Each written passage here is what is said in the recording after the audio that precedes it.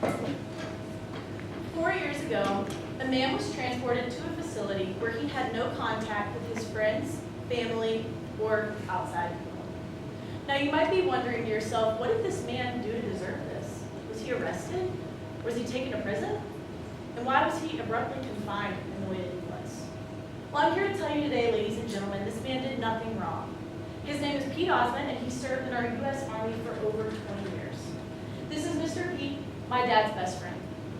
Now, when Mr. Pete got back from the Army, his PTSD was so debilitating, he was taken to a veterans hospital called the Shepherd Center, where he was in inpatient care for over 2 years. What a lot of people don't realize is that the U.S. government offers many resources for veterans in and out of the services, medical needs, of course. The problem is that many VA hospitals in America, included in the veterans benefit packages, are not in great condition. I know when I started looking into this topic, I was under the impression veterans received adequate health care benefits, such as disability compensation and insurance. However, I quickly discovered that I was wrong when I started looking into this. VA hospitals, also known as Veteran Affairs hospitals, in America do not meet the expected standard of care for veterans, and therefore their quality must be enhanced. Mr. Pete spent a large part of his life serving our country, so you can imagine the disappointment his friends and family felt when they realized he wasn't getting the great quality of care he deserved. And since the majority of us would agree that veterans deserve the top quality of care today, I'm going to be discussing with you 3 of the issues veterans hospitals have in America and some solutions we can talk about. VA hospitals are infamous for their inaccessibility. Veterans must travel great distances to get care covered in their benefit packages. In May of 2021, USA Today's Darren Selnick reports, a veteran with multiple sclerosis was forced to drive through a blizzard across state lines just to get to his appointment. Darren Selnick also points out that it takes a minimum of 20 days for any health care that revolves around mental health for our veterans. Now, this is not just limited to northern states, as Mr. Pete had to travel from Lexington, South Carolina, all the way to Atlanta, Georgia, just to be seen for his PTSD. Another issue I would like to talk to you all about today around VA hospitals in America are the strict eligibility requirements for our veterans. According to Statistica.com, on February 10th of 2023, nearly 13% of veterans that do not use the VA claim it is because they are not even eligible to. On top of that, an additional 29% say they don't use the VA because there's too much red tape regarding the eligibility process.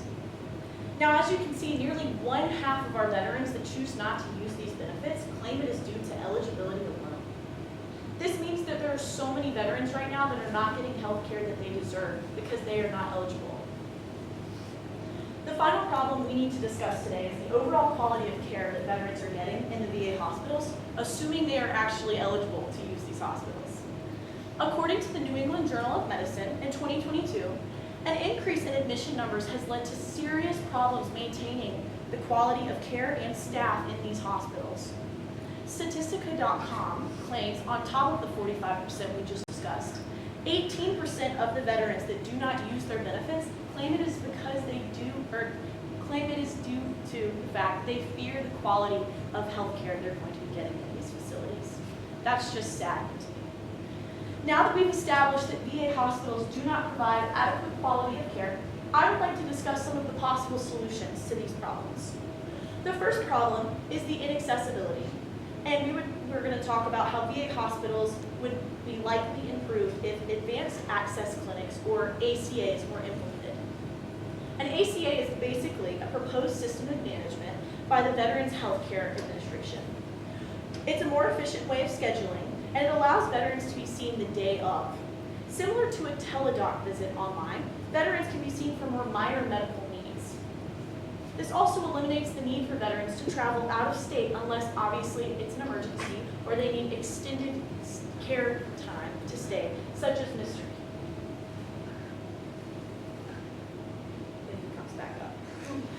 The National Library of Medicine released a study in May of 2019 showing that ACAs were significantly associated with shorter wait times and more convenience for veterans was proven in this study for those that live out of state from these facilities. The second solution covers the problem regarding eligibility requirements for veterans. According to military.com, the amount of veterans that are allowed in the VA healthcare system is determined directly by how much money Congress gives it every year. Now, eligibility expands with a more broad budget, but I'm not here to propose that people should be taxed more. No one wants to be taxed more, let's just be honest. So today I would like to talk to y'all about how government reallocations in their spending would be much more beneficial for the VA healthcare system.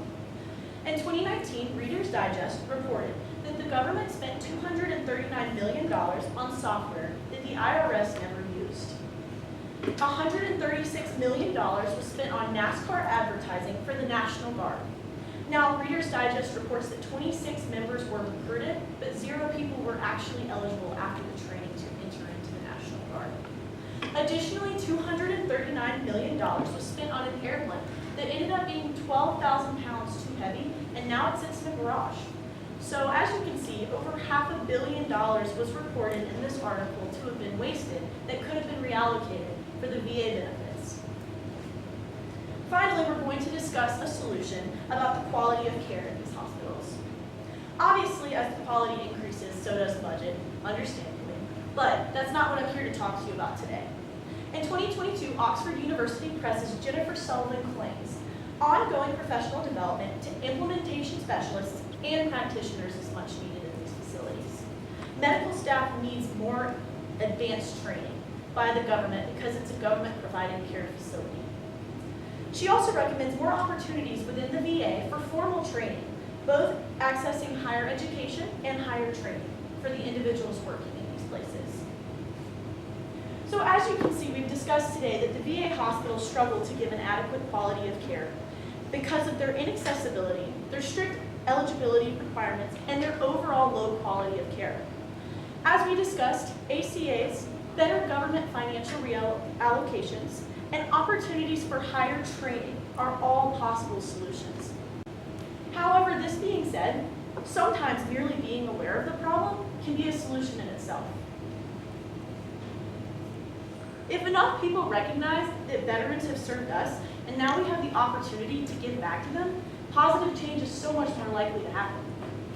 Overwhelming evidence shows that VA hospitals in America do not meet the expected standard of care, and therefore their quality must be enhanced. I want to end with one final thought. Though you can't see him right now, I want you to visualize Mr. Pete, my dad's best friend. And I want you to ask yourselves, are we okay with settling for just adequate? I'm not. I know if I could do it over again, I would make sure Mr. Pete's road to recovery with PTSD went so much smoother.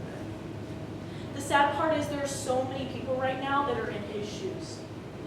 And I want to ask you, will we remain indifferent to this problem, or will we choose to sacrifice for those who sacrificed for us first?